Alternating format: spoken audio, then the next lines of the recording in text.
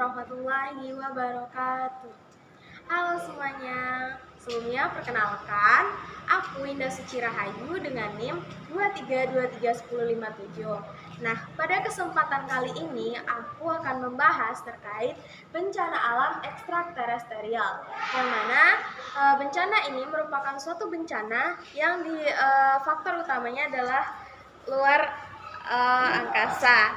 Nah, video ini ditujukan untuk memenuhi tugas mata kuliah Ilmu Pengetahuan dan Bumi Antariksa dengan dosen pengampu Ibu Azza Nuzullah Putri SPD MPD. Yuk simak video berikut. Apa sih itu bencana ekstraterestrial? Nah, jadi bencana ekstraterestrial adalah peristiwa atau kejadian dahsyat yang berasal dari luar bumi dan berpotensi menimbulkan dampak yang besar terhadap kehidupan yang ada di bumi. Konsep ini mencakup fenomena yang melibatkan interaksi bumi dengan benda atau kekuatan dari luar angkasa seperti asteroid, komet, radiasi kosmik, hingga semburan matahari. Bencana ini menjadi fokus studi astrobiologi, geologi, dan astronomi karena potensi dampaknya yang signifikan terhadap ekosistem, iklim, hingga kelangsungan hidup manusia. Peristiwa dari ekstraterestrial itu apa? Nah, yang pertama ada tabrakan asteroid atau komet dengan bumi.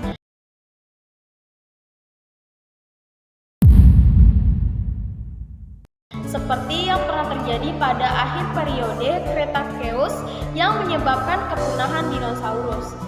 Kemudian radiasi kosmik.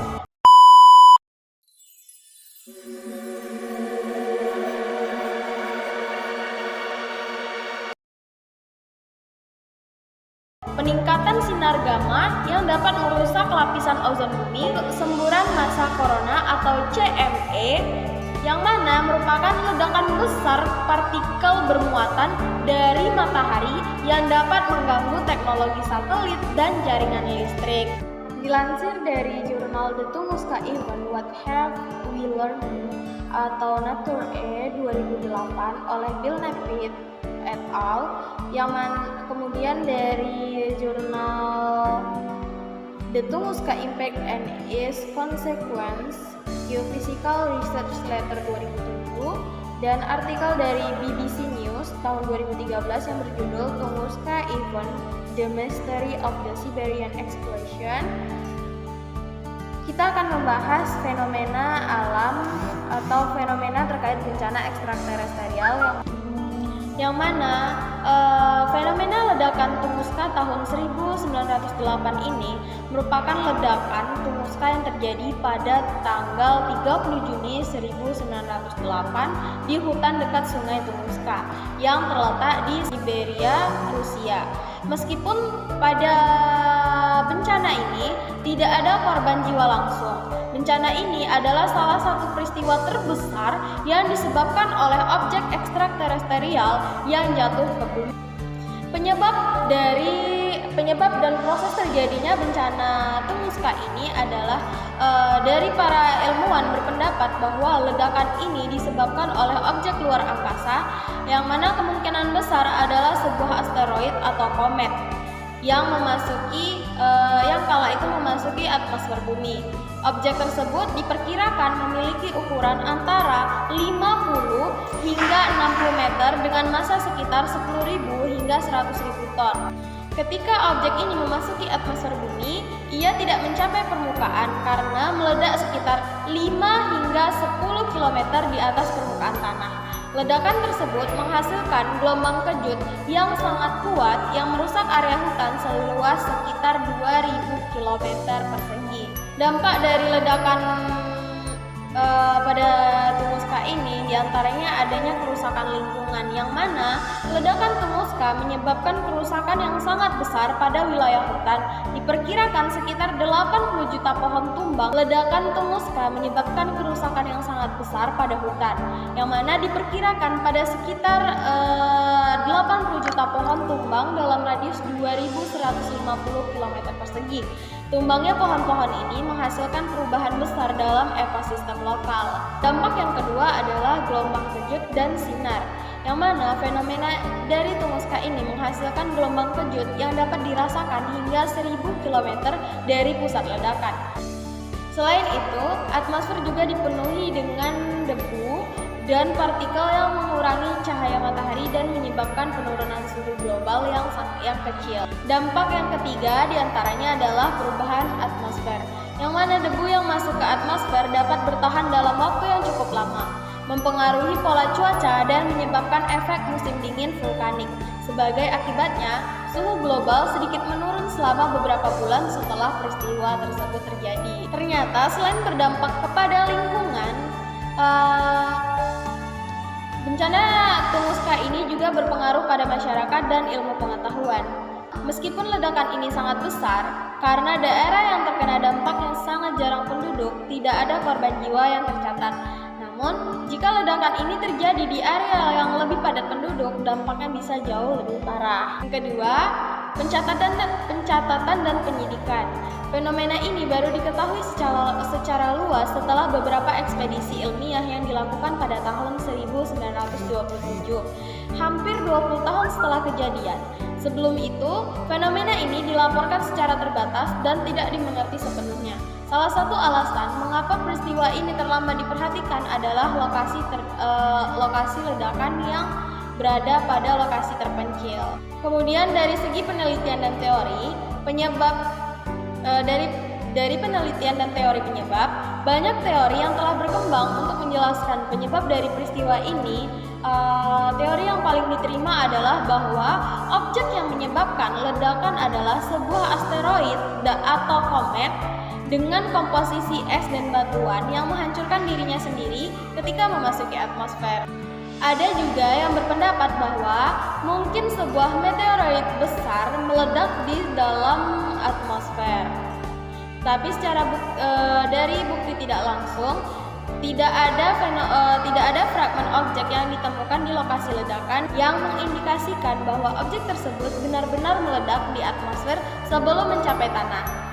Namun, yang ditinggalkan di bumi seperti pohon yang tumbang dan peningkatan debu atmosfer memberikan bukti kuat bahwa ini bukanlah bencana alam biasa, melainkan kejadian yang disebabkan oleh benda luar angkasa. Studi tentang ledakan Tunguska menjadi sangat penting karena kejadian serupa meskipun jarang dapat terjadi di masa depan dan dapat menyebabkan bencana global. Pengetahuan ini penting bagi upaya mitigasi risiko bencana seperti pengembangan teknologi untuk melacak objek dekat bumi yang berpotensi menabrak bumi. Lembaga seperti NASA dan ESA kini lebih fokus pada misi untuk mengamati dan mengubah jalur objek yang berpotensi berbahaya untuk mencegah bencana serupa.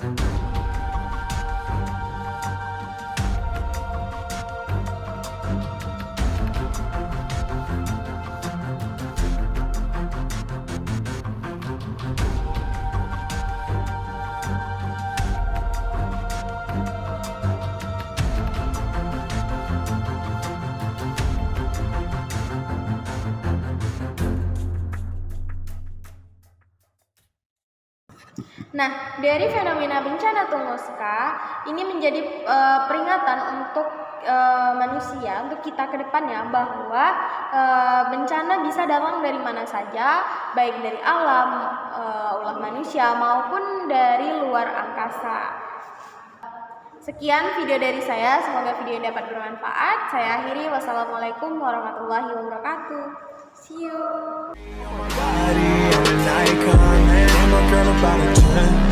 I should fuck her in the Benz.